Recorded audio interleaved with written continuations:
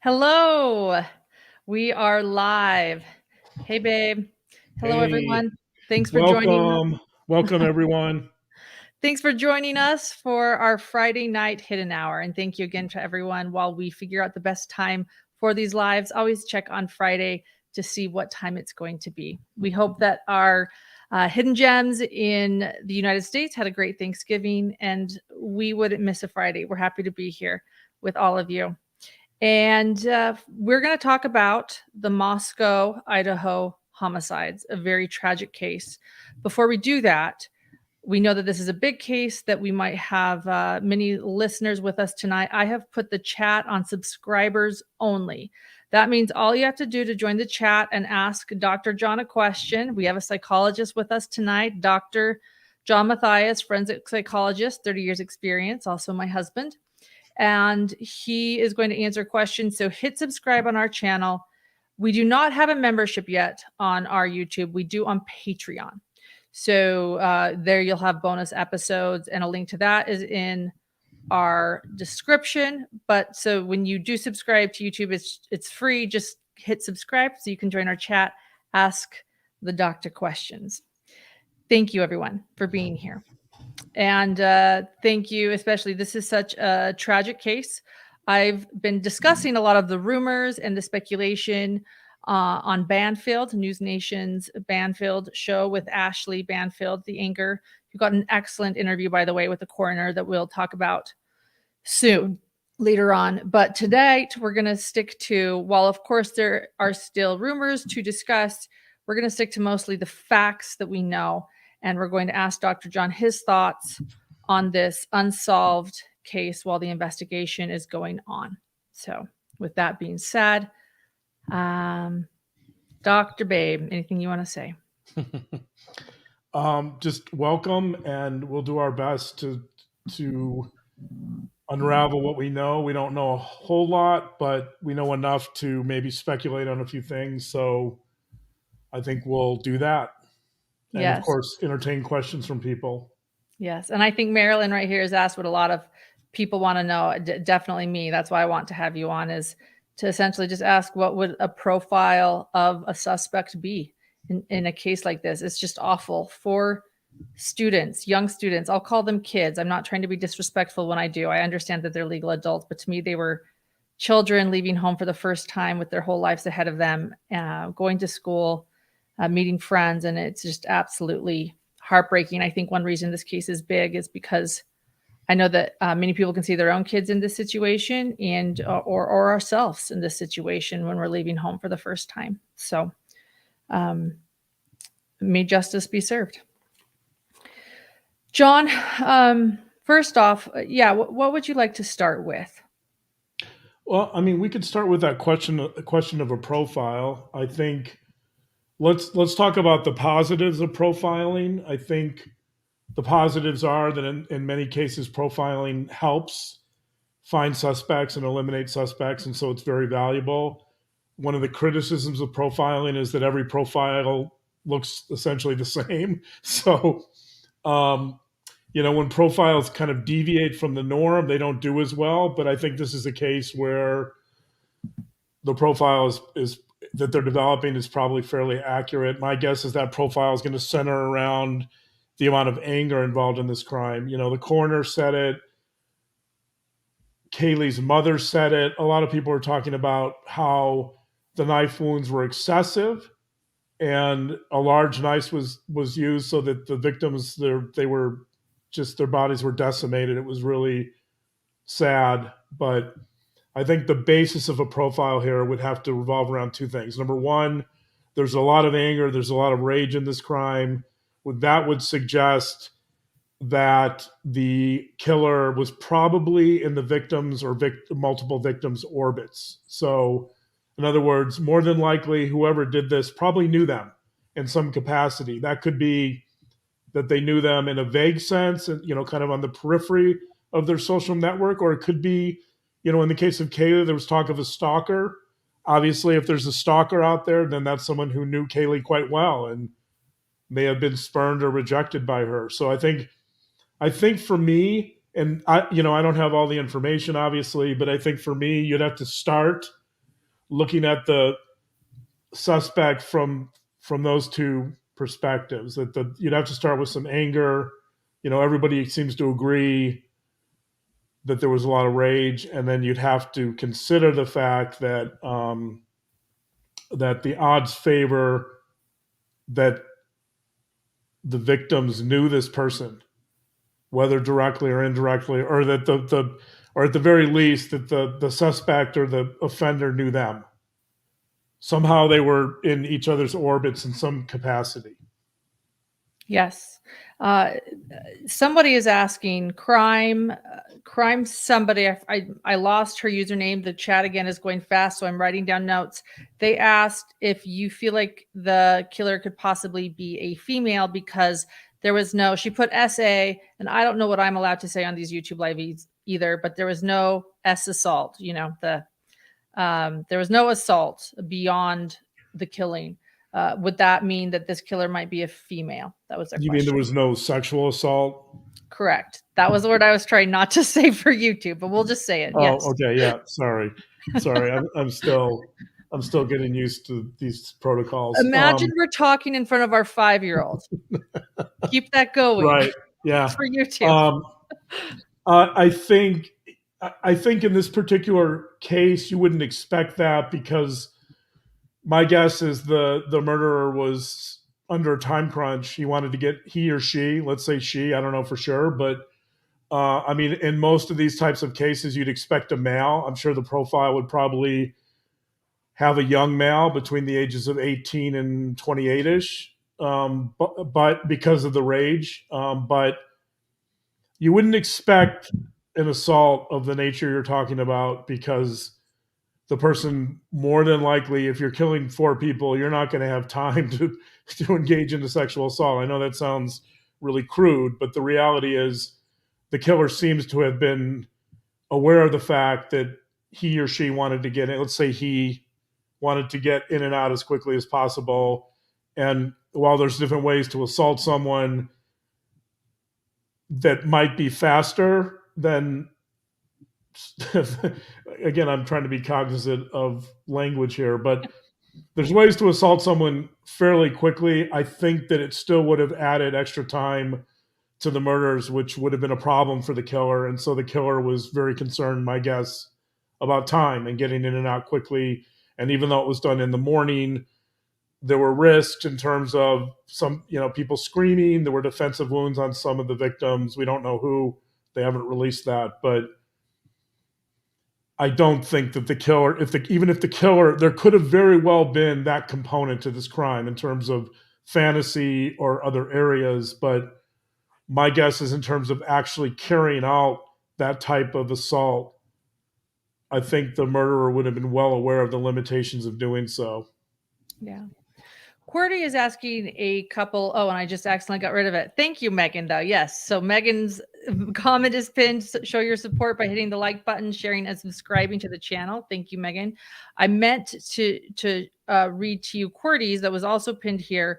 They are asking a couple of great questions. One was, does this mean to be targeted? Does that mean that it is someone that they know? We'll answer that. And then the second question they asked is about the skinned dog. 3 weeks ago, a dog was killed and skinned, a small miniature Australian Shepherd named Bundy, about 3 miles away. And so we'll start with QWERTY's first question and then go to the question of the dog. So the question is, does targeted mean someone that they knew? Yes, it could be that they knew them in passing. Maybe they met them at a party, but it means that they went into the house with a specific intent, that they were targeting a specific victim. It's interesting that in the press conference, that was probably the best question that a reporter asked, which was Wednesday's press conference. Wednesday's press conference, right, on the 23rd. One of the people in the audience said, "Who was the target?" And the police responded that they couldn't reveal that information because it would potentially compromise the investigation.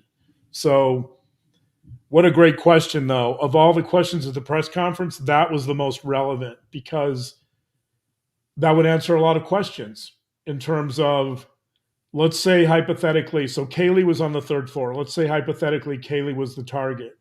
So if that's the case, then you'd have to presume that Ethan and Xana, who were on the second floor, might have been in the way, that they might have been in the wrong place at the wrong time, and the murderer was targeting someone else, but because they would have been witnesses, or potentially they would have heard somebody on the third floor screaming, or they would have made noise on the third floor that would have woken up the people on the second floor. My guess is that, and again, that's a scenario. We don't know who the target was. It could have been Ethan. It could have been any of them. So, but it's a really important question, because I think you can start unraveling some of the motives for the crime, or at least what happened during the crime, if you start learning more specifics, like who was the target? Was it one person? Was it two people? We don't know that either. Yes, correct. And Cordy's next question, how can they say the skin dog wasn't related? So yeah, it's an interesting question. I don't know what they're looking at to make that determination. It does seem logical to say that a skin dog in a small community like Moscow, Idaho, is fairly unusual. And the fact that a knife was involved is potentially a link to the crime. But so I don't know how they're ruling that out. They must, maybe the nature of the knife used, maybe the knife was a very different type of blade. I don't know, but it seems to me like it just at face value, there could be a link, but we do know the coroner said that the knife was a large knife. Is the one of the questions that was asked of the coroner was, were there slash marks, were there that kind of thing? And she basically said, no, this was a gargantuan knife that would not leave slash marks. So puncture wounds. They asked, were there puncture wounds slash, like, were there, right? That would usually involve a smaller knife. So this was apparently a very large knife, maybe a hunting knife. I don't know. We don't know, but this is the type of knife that would leave gaping wounds and not small marks. So presumably the dog may have been skinned by a knife that was quite different. But even so, that doesn't necessarily rule out a connection. But maybe they're looking for the same type of knife. It's a different crime also. The skinning a dog it's horrendous, but you're not bludgeoning the dog. In the murders, you're bludgeoning the victims. Right. Okay. Oftentimes, though, psychopaths or serial killers will practice or start on animals. But I mean, I guess they weren't necessarily practicing because this was different. But just not it just might not necessarily be the same profile. Yeah, it could be. I mean, they could be connected. I think the fact that a dog was murdered with a knife in that manner in such a small town. I guess it's not a super small town. I mean, I don't know how big the town is when the college students aren't around. It's probably a lot smaller when they're not there, but it is unusual, my guess, in a town like Moscow to have dogs skinned. So, and it's certainly unusual to have homicides. So I don't know. How they're ruling that out is not clear. Yeah. Lego person, I want to say thank you for your generosity and your support. Thank you. Thank you to all of these great questions coming as well. There was Sort of Spirit is mentioning that Xana's mother was arrested, as well as a few other people. You said on the 22nd, it was actually the 19th that she was arrested, about 6 days after the homicide. We don't know if that's connected or not, but that is some recent news on drug charges. She was, and it is not her first time having issues with the law or drugs. Yeah, so let's speculate on that a little bit. Okay. I mean, I haven't heard them rule her out as a suspect, but it is interesting to think. So, in terms of murders, the probability of murder goes up if you live a lifestyle that involves some type of social network that engages in violence or illegal activities, right? So, I don't know if Xana's mother fits that profile, but certainly she's involved in drugs. I don't know how much or to what degree. I don't know if she's selling drugs, but and I'm not saying that she's a suspect, but I think that if you look at someone who leads a lifestyle in a group or a peer group that tends to be violent, or maybe they're dealing drugs or selling drugs, the probability of murder goes up if you have some affiliation with those groups or types of people. So Sure. Is it possible there's some connection? Maybe. It's probably a minimal probability, but who knows?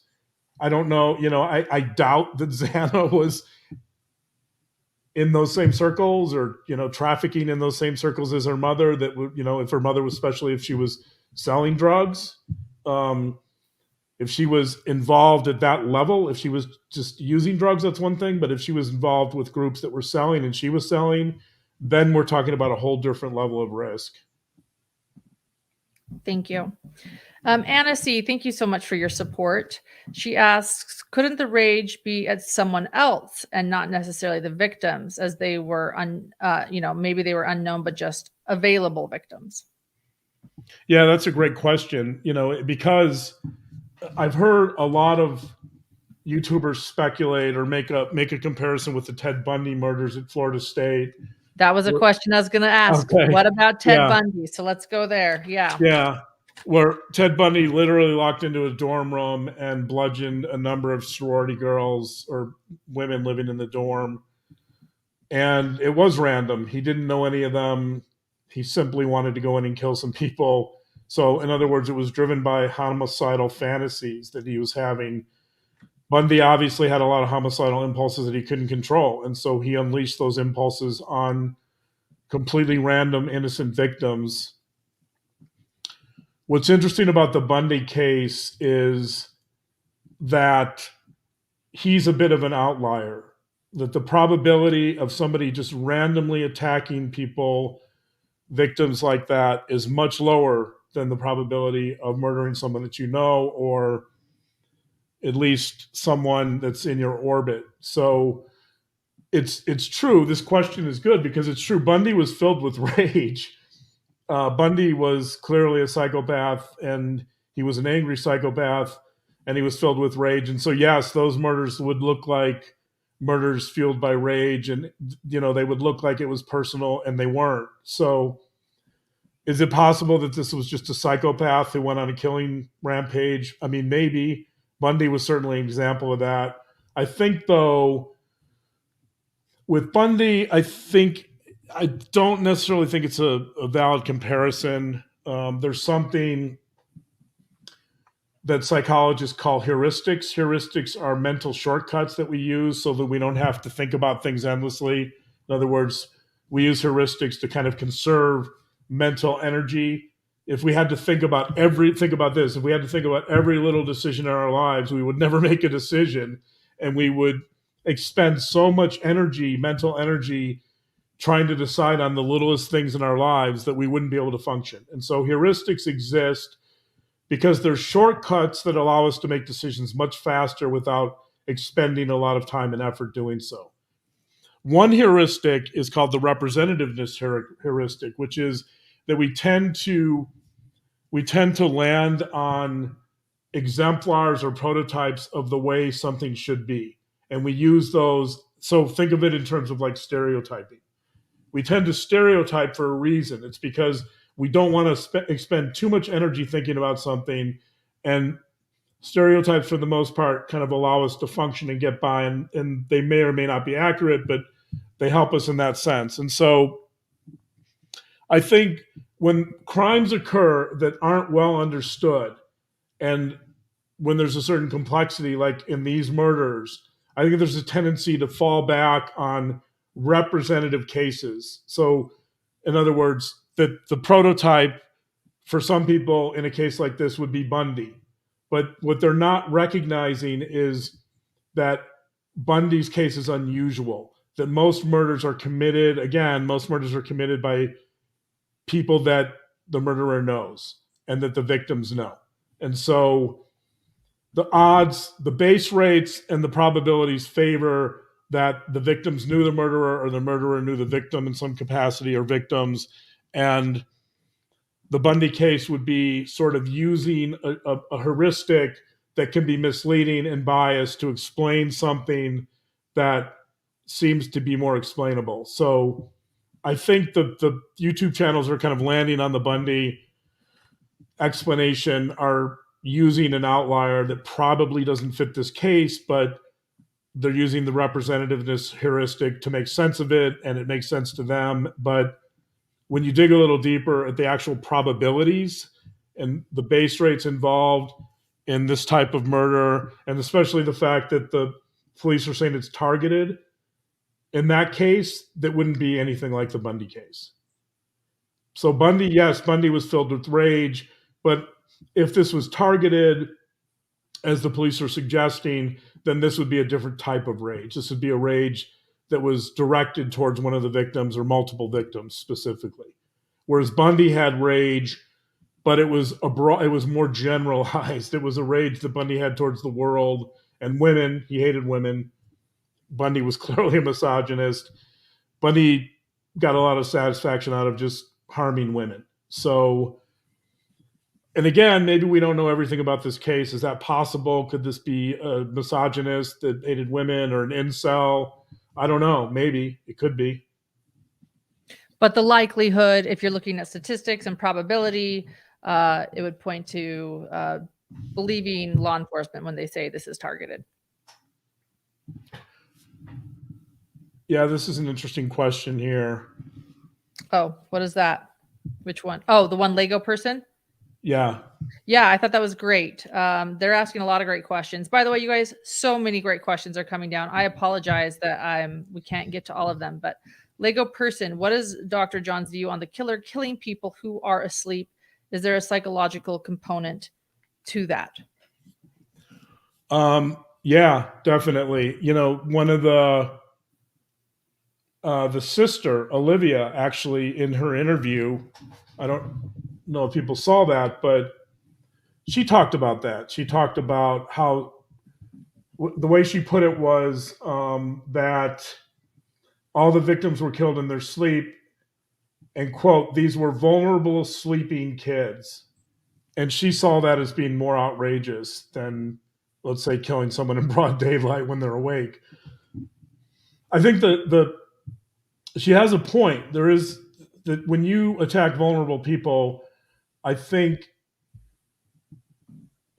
well, there's a couple thoughts on this. Number one is that the idea of control and power is excessive. So clearly when someone's asleep, you have much more control and power over the situation. In fact, you, for the most part, you utterly control the situation. So this is someone who doesn't want to feel vulnerable. They want complete control of the situation. They feel empowered when the victims have no power. And so there's also, by the way, so I've assessed a few cases in my career that involve paraphilias, which are, I'm not sure what language I can use here, Lauren, without you two flagging us, but there are some crimes that are sexual in nature that involve basically raping human beings that are unconscious, and it's the same element of the offender trying to evade any sense of vulnerability, that the offender feels completely in control. The offender feels like he often, in my cases, can't be rejected. The offender also has developed some attraction to women or children that are asleep or vulnerable, or in some cases drugged, and feels arousal over that. And so you might have something similar here. That's why it's not unreasonable to think that there could be a sexual component to this crime. Despite there not being assault. Correct. Because oftentimes, so I think there's this misperception that murder and sex crimes are completely different, but they're not. Oftentimes murders involve some sexual component, believe it or not. So even though there's no sexual crime occurring at the time, murderers still develop fantasies of what it would have been like to have raped the victim. And some murderers often become sexually aroused by murder. So there very well could be that component here, that this notion of taking advantage of a completely powerless victim in some cases is very arousing to certain sick individuals. Thank you. So I have some great questions here. Scott has a great one, but before we ask Scott, two things that I want to ask first. First off, thank you, Clumsy Clairvoyance, great name, for your generous donation and your question, which is, will FBI profilers be present at the vigil? I'm going to assume so. Yeah, John's nodding. Yeah, they're going to have people there checking people out.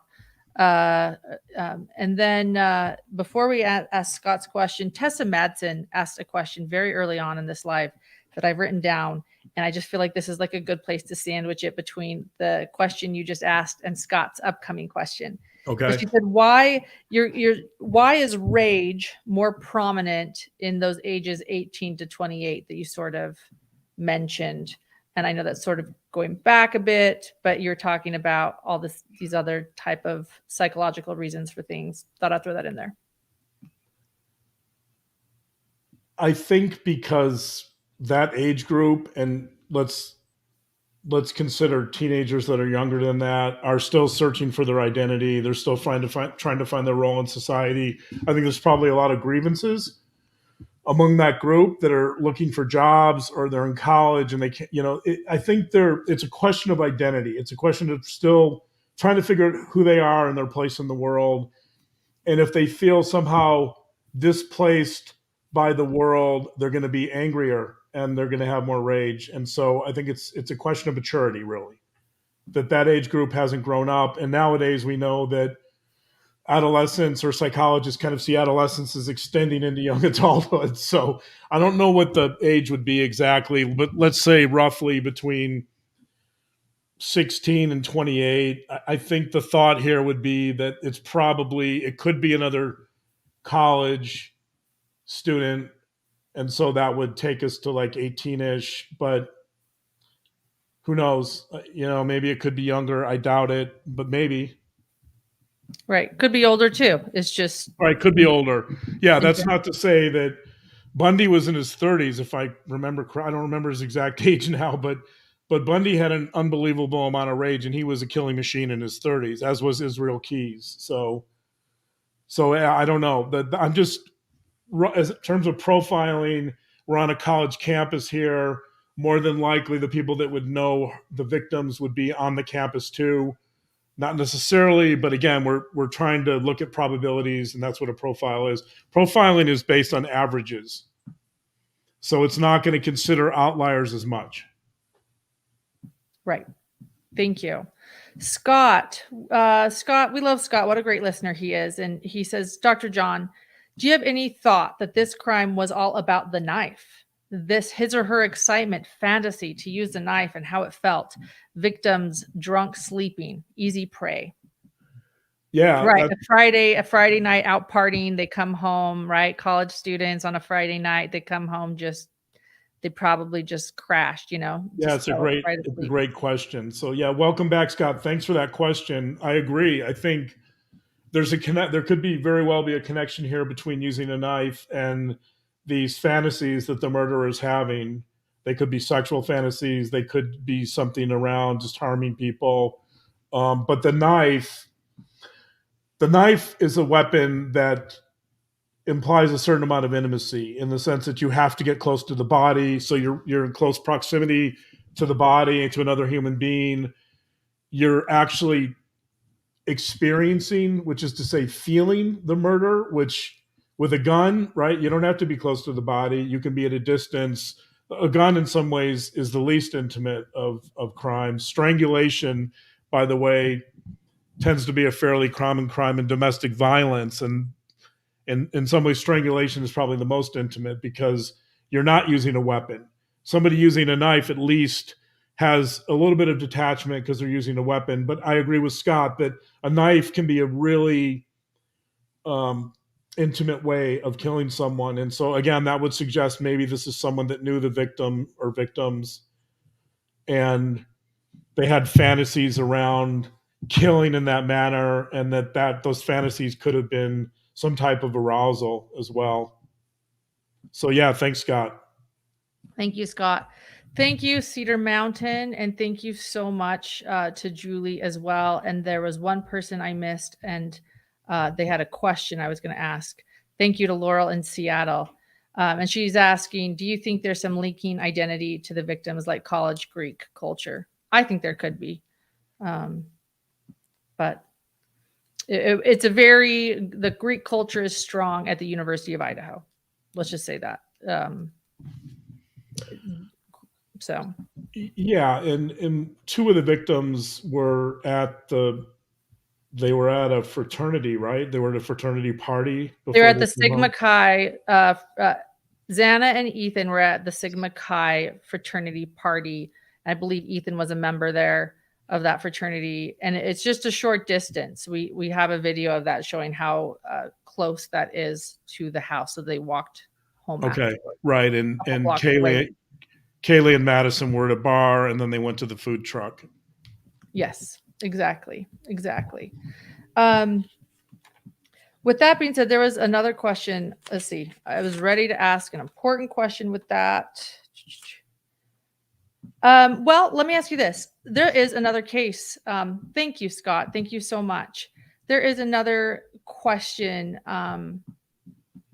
another case, that I want to bring up. I know that a lot of people have been bringing up the Oregon case, which does have a lot of similarities, and it is also unsolved. I discussed that on News Nation, that case where the wife, actually the young 24-year-old wife, survived.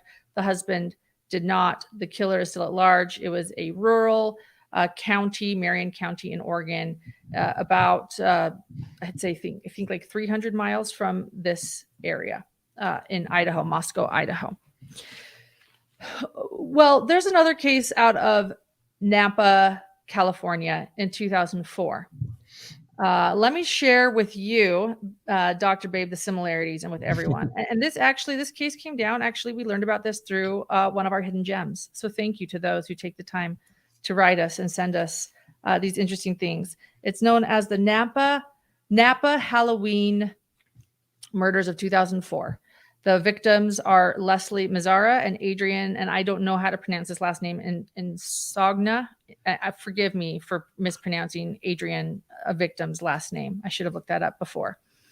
But in 2004, they were roommates along with another woman named Lauren, and they were asleep. It was Halloween, and Lauren, her account is she heard a scream, a terrifying scream. She started to get out of bed, started to walk upstairs to check on her roommates, and saw a masked person with a knife start walking down the stairs. She ran outside and hid. She survived. She walked back in the house to realize that her roommates had both been stabbed by this man. One of them was still alive. She called 911. They arrived. Sadly, the woman, her roommate that was still alive, passed shortly after. So Lauren was the only survivor. So in my opinion, I'm thinking, well, this is just like this case. 3 female roommates, 2 of them seem to be targeted. So the ones that were killed, again, were Leslie and Adrian.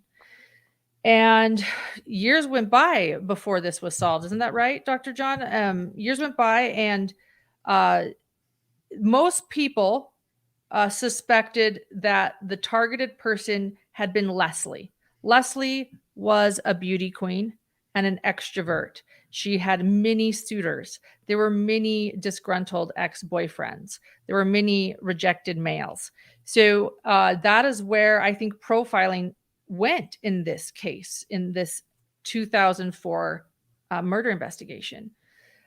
Years went by, and then Adrian, just so you know, she was an introvert. She didn't have as many friends. She had one friend named Lily. And that was pretty much it. Lily got married to Eric, and Adrian's mother went on behalf of Adrian because this was her daughter's only friend, was Lily, and she married Eric. Well, the case was solved because of confession. Lily's husband, Eric, that she married, that the mother went to, he killed both of them. He wanted to kill Adrian, the introvert. His girlfriend at the time was Lily. Adrian was her best friend, and he decided to target her. In the articles I've read, and I want your thoughts, John, in the articles I read, because nobody was expecting this. Again, the mother of the victim went to his wedding. He sat next to Lily in a 48 hours interview discussing this murder, and nobody suspected this guy.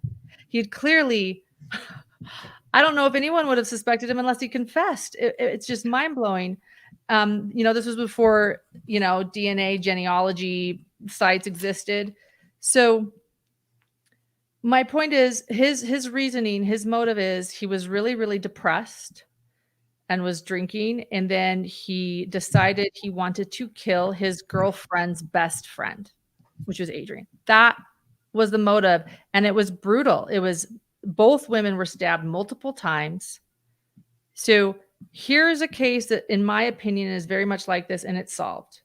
So I want your opinions on if you think this is similar. This was clearly targeted, but what I thought was the most fascinating was it was anybody suspected.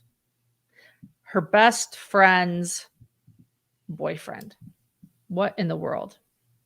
Right. And I think the reason it was so confusing is that it was fairly motiveless. So Lily, who's the best friend, tries to explain the murders. She says, quote, he killed them because he was depressed. Right. So she's implying that there's mental health issues, but I mean, a lot of people were depressed. It's something I struggle with too, personally, but I don't go out and murder people. You don't think I'm going to go kill your best friend? I'm not, I don't, have any vendettas against your best friend. So right. Well, they're all on chat anyway. Hey, nor, by the way, is it on my radar. So I think when I hear that as a motive, it doesn't add up. It doesn't make any sense, right? That's a rationalization for why her husband or boyfriend, a fiance at the time, were they married? Yeah, they were married when he confessed. It's a rationalization for why he did it. That's not why he did it. But one interesting thing about that case was the fact that in the absence of a known suspect, and with a lot of fear in Napa, which is also a small community like Moscow, there were all kinds of rumors and conspiracies swirling around. Some of those were that this was a drug cartel hit because somehow one of the victims was involved in drugs, and the drugs apparently make their way through Napa Valley. So people landed on that. This was cartel related. There was another theory that was quite popular at the time about Francis Ford Coppola, who's the famous director of the Godfather movies, that Coppola owned a winery where one of the victims, Leslie, worked. She was an employee of Coppola, and there was speculation that Coppola was involved with the mob. So somehow, which I don't know if that's true. I don't think so, but that somehow Coppola and the mob put out a hit on these girls. And so the point I'm trying to make is that these conspiracies that evolved from these murders were not true. They weren't accurate, right? They were false. But in a small community with a lot of fear and a lack of known suspects or identified suspects, this is what you get. You get a lot of false information. You get a lot of conspiracy theories, right? That part was interesting to me too, because although we're not there yet with Moscow, I think we're starting to see some of that. It's starting to, right? Some of these conspiracies are starting to bubble up a little bit, and there's a lot of fear in this community. I think rightly so, by the way. But there seems to be an absence of valid suspects at this time. I do think they might have some, by the way. They're just not releasing them. But anyway, that was interesting to me about the Napa murders from 2004. Yeah. Could it be something like that? Could this be, in this case, so as far as, all of us that are speculating, there's 3 Jacks, there's a Jake, and a few other people. Um, but Yeah. but could it be somebody like that that nobody's suspecting, as random as that? Yeah. And so, yeah, one of the fascinating things about those murders was the fact that the motive was really unclear. And we human beings, we like things to be clear. We like motives to be clear. And sometimes it doesn't work that way. And so that makes it tricky. The police profiling is about, in some ways, finding the most logical chain of evidence to someone who could murder someone. And in that particular case, the profile may have been somewhat accurate, but completely misleading in the sense that this guy Eric had really no meaningful motive to murder Adrian. So Right. could it be someone he knew her and he was on her radar, he was in her orbit, right? Or in both victims' orbit, he knew them, but nobody would have suspected him. And so, yeah, I mean, it's possible you could have, but again, it was a situation where he knew them, but he didn't have any compelling reasons for murder. So it could be something like that. Although I think the absolute bludgeoning and the rage in this case would indicate that maybe it was something a little more intimate. Although I guess in the Napa murders, you could speculate that maybe Eric was attracted to Adrian.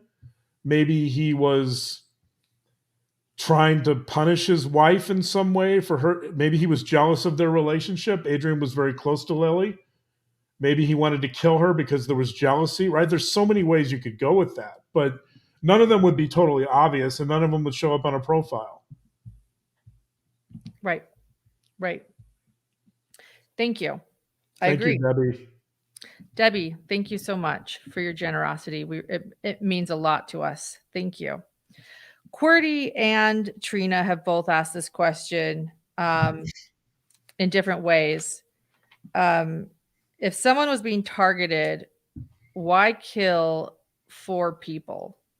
And I ask that, and then not kill 2 others, which, also brings up this Napa case. Eric was clearly only targeting Adrian, but he killed both Adrian and Leslie.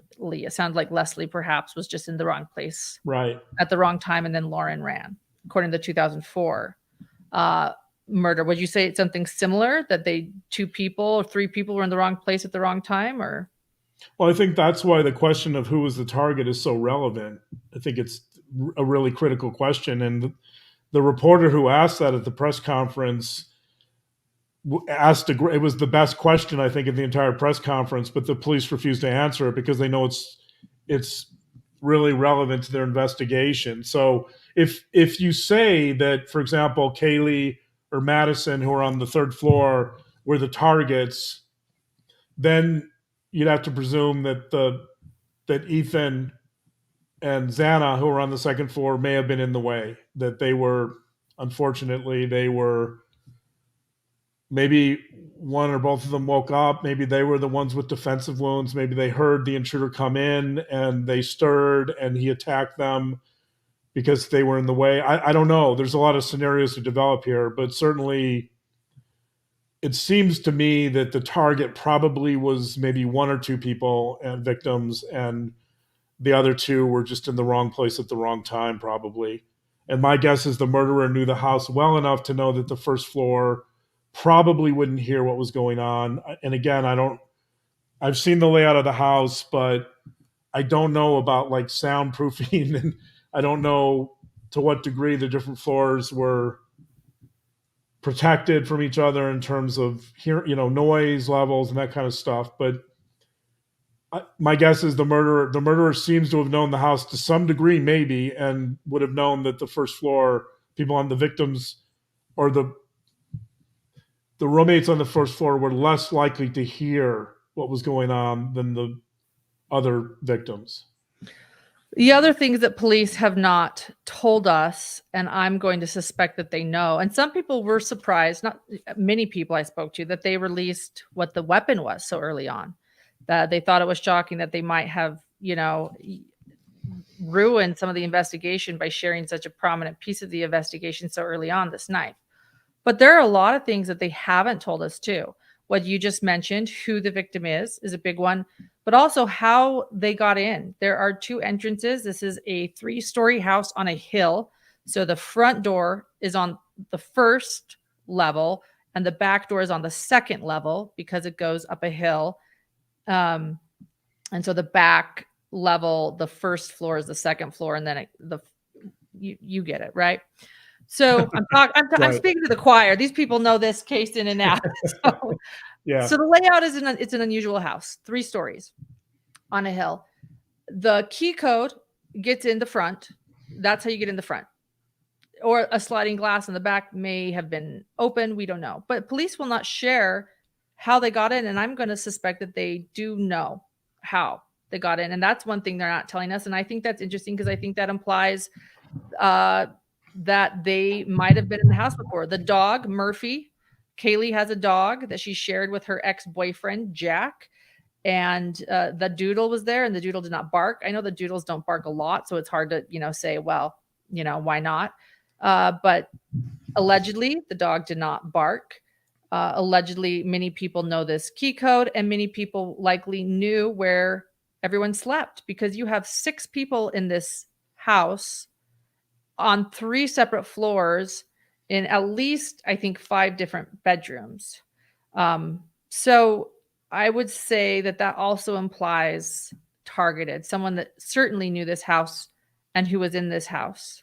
And if they didn't want to get caught going to the 3rd floor, the only floor that doesn't have an in and out is not an easy way to escape getting caught. To go to the 3rd floor is to risk a lot. So I think that's where, for me, I go to either Maddie or Kaylee were the targets. Right. It seems most logical that Kaylee or Madison were the targets on the 3rd floor. I agree. And I think that, so the police did say there's no forced entry. It seems like the sliding door would have been most logical. Maybe they left it open. They had been out partying and they'd been out late. I'm sure they were exhausted. Maybe they just didn't lock the door or they didn't think about locking it and it was open. Right. And it could be that as far as why did they kill 4, I think that Ethan did not live at the house. He was certainly the biggest threat there. He was tall. He was a male. And so this is Lauren speculating. This is not the profiling. This is me joining with my hidden gems here to speculate with y'all.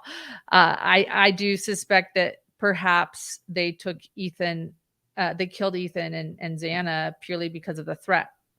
And before maybe even going up to the 3rd floor. But probably didn't expect Ethan to be there. Right.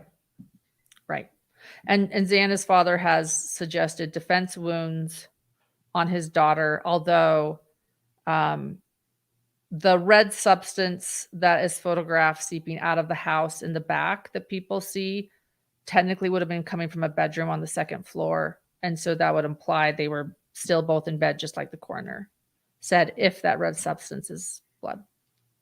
But we don't know. And then many people are speculating. So I'll just like to speculate with my people for a little bit longer. As far as the Jake and the 3 Jacks, I still have my eye on food truck Jack. I know what police said, that he's not a suspect or they do not believe he's involved in the crime. So I give him that. I hear.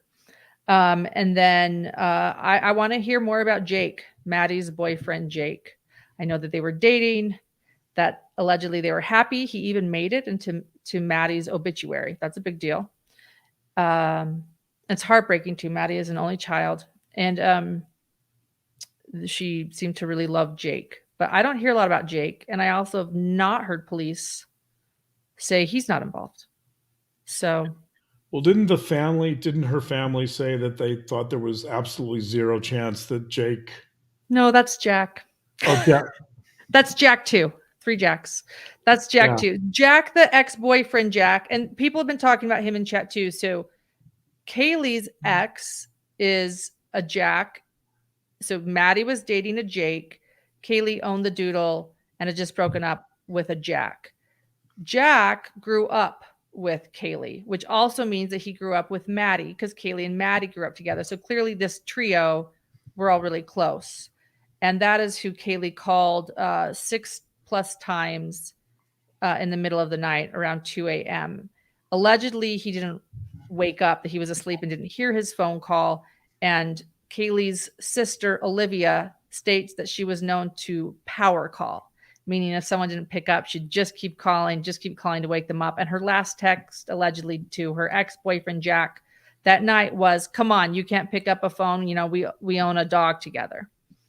So, and the family, so what you're referring to, John, is Kaylee's family standing behind that ex-boyfriend, Jack. Okay, but right. Jake over here, Maddie's Jake, was new, didn't grow up with the girls, and was with Maddie at the time of her death. And I haven't heard a lot about him.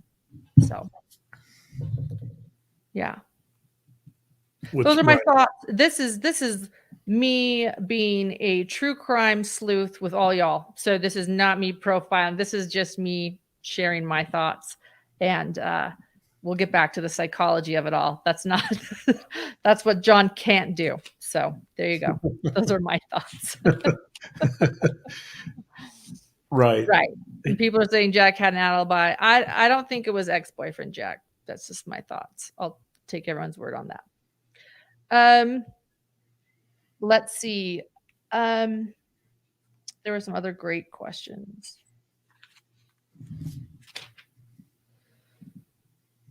Well, let me ask you this. One thing that law enforcement have, well, before I get to what law enforcement stated, it's actually very chilling and very sad to read University of Idaho's website. I don't know if they've changed it or not, but when referring to enrollment, one of their big pitches to students, and I've seen this, is they say this is a campus that is safe, that you do not have to worry about your safety. And I've actually been to Moscow, and they're right. It's very safe. It's you know, just over the border of Idaho, so it's kind of near Spokane, Washington. It's very small. It's definitely a college town, and it's probably, out of all the college campuses around the United States, I would think it would have been one that would have been safer in nature. And yeah, people are mentioning the house was off campus. It was barely, but in general, it's a small town, and most houses are housing, you know, students.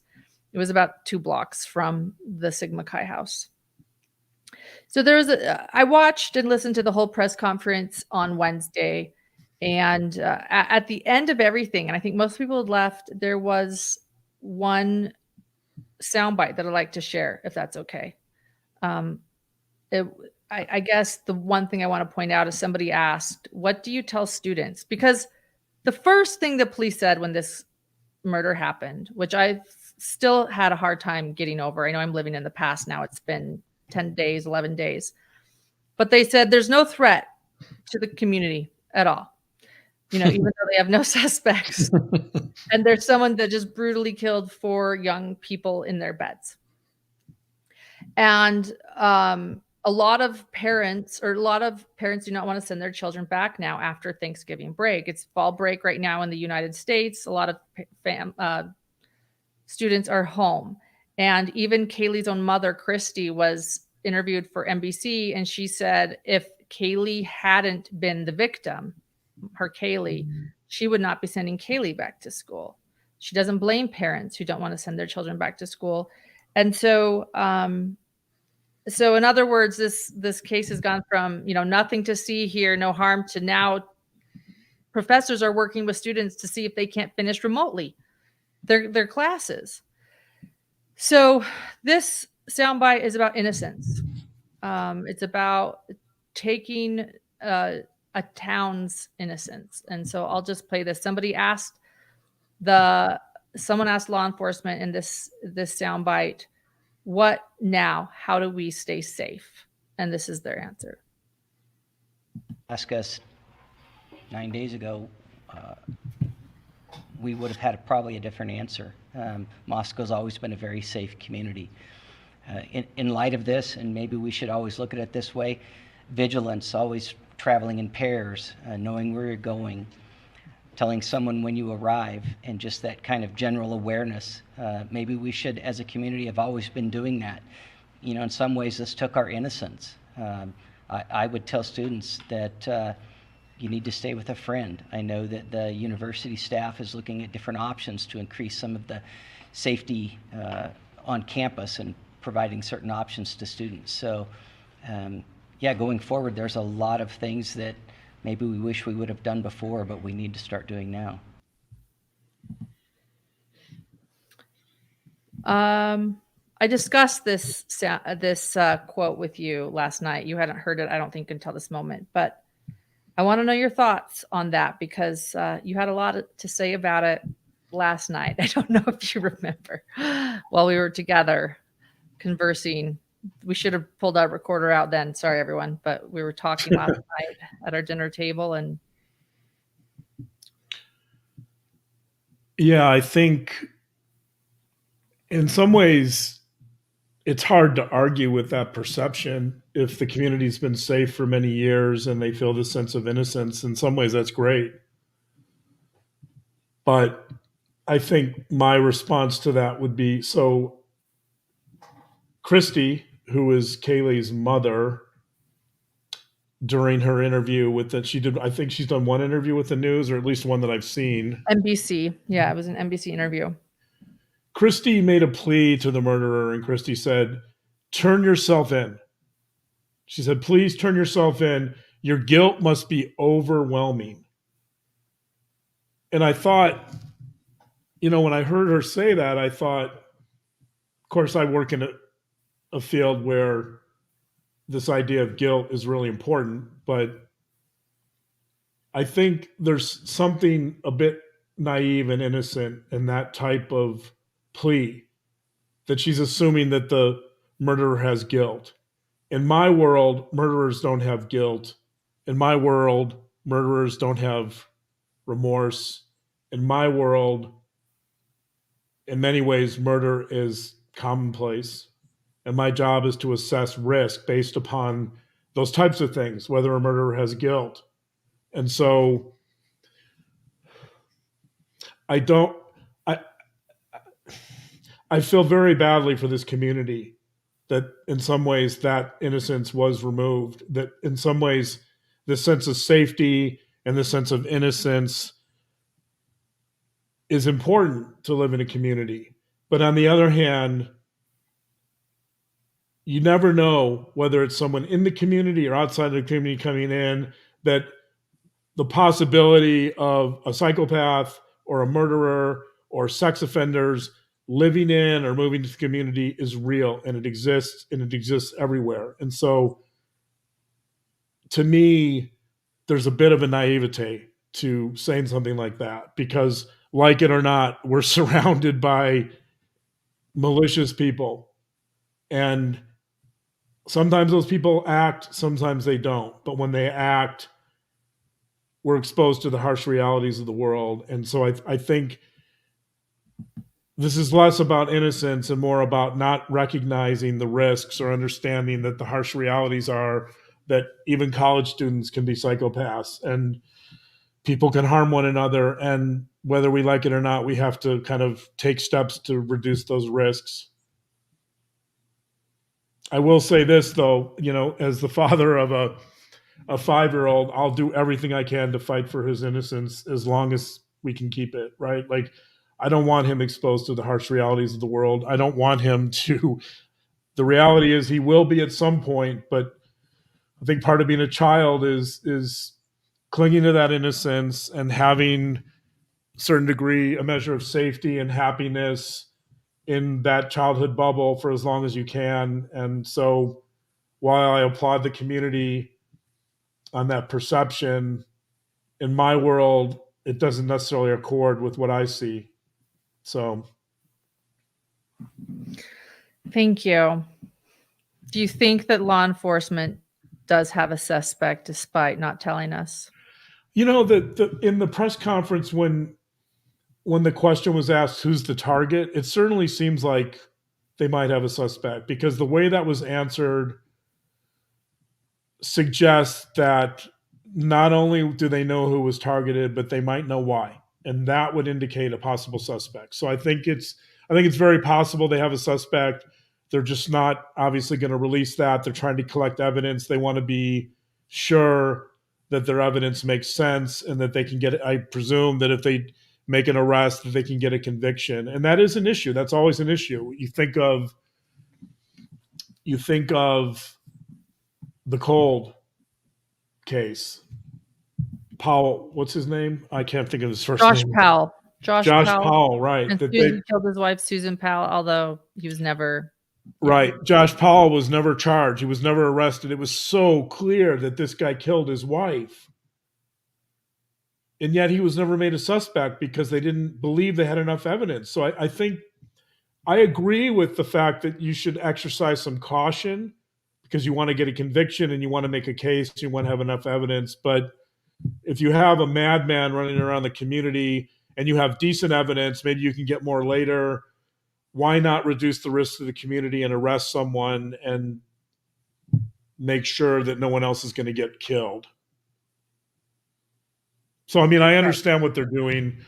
I certainly understand what they're doing. And there's always kind of a balance between being a little too impulsive and afraid of the risks and maybe being too cautious and trying to get enough evidence to make a solid case.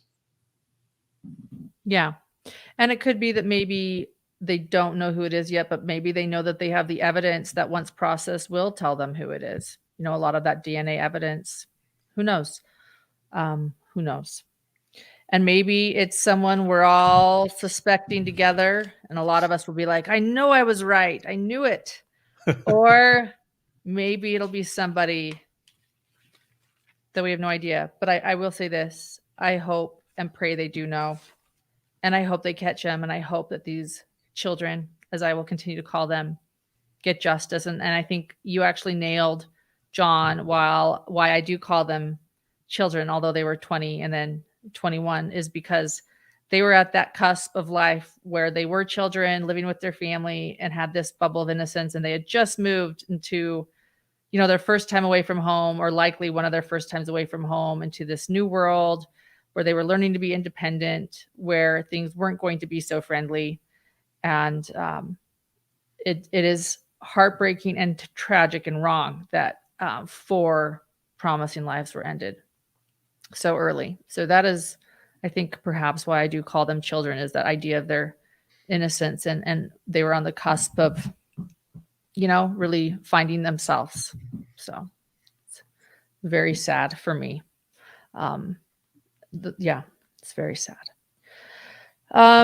Thank you, everyone, for your great questions. There were so many good questions that I simply couldn't get to. John, is there anything else you'd like to say, or should we conclude? Yep, I think we should think about wrapping up. Our little guy is probably waiting for us. And yeah, I want to say how I want to say a few kind words about my co-host, who is also my husband, and in the other room. We sit in other rooms so we can both have a camera and a double screen so that we're not each trying to push for room on the camera. There are other psychologists on YouTube. John is not on YouTube as much as I am, so I'm sharing this with him too. But there are a lot of psychologists and mental health professionals sharing their wonderful information on YouTube, and I am so pro that. I think it is so wonderful.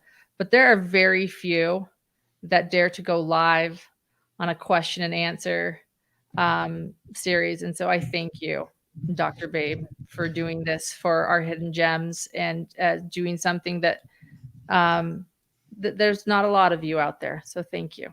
Thanks for Thank you. doing Yeah, this. it is a little scary to go live all the time because I guess because you don't know, right? Because of the unknown, you don't know what people are going to ask, and a lot of this is speculation. So I guess I don't know. I don't. I guess you could say that maybe I'm naive for doing this, but thank you. I want to do it to support you and us and our channel, and I actually enjoy these lives. It tests my skill set to some degree, and I don't know what's coming. I don't have no idea what you guys are going to ask, but it forces me to stay on my toes and to maintain my expertise, and I appreciate that. So thank you. Yes. And to AJ, I believe, that asked if we made funeral potatoes for Thanksgiving. No, we made my very favorite thing for Thanksgiving, which is reservations. So Yeah, we're lucky we live in Vegas, so we have a lot of places stay open for Thanksgiving. So right, we made reservations. The meal was delicious though, so we're grateful for that too. yes. Thank you so much, Laurel in Seattle. I see your question, but I would want to definitely pin those down. I can't remember all of their exact names, so I don't want to. I will share some of my favorite respected channels soon, and maybe I'll get Dr. John's help with that. Thank you, everybody. Please subscribe and like this channel if you want bonus episodes, mini bonus episodes that we record, things that Dr. John doesn't want on YouTube. Do you want those things? Head over to our Patreon account, patreon.com/hidden-true-crime, where we have quite a few things, and another one coming soon as I just do some slight editing to it. We'll be. And I want to thank Cordy for this comment. Thank you very much. I appreciate that. I do try to walk that line, and sometimes it's difficult, but thank you. I appreciate that. I do my best. Yes. Thank you, everyone. Have a wonderful Friday. Thanks for joining us tonight. And until next week, we'll see ya. All right. Bye. Bye.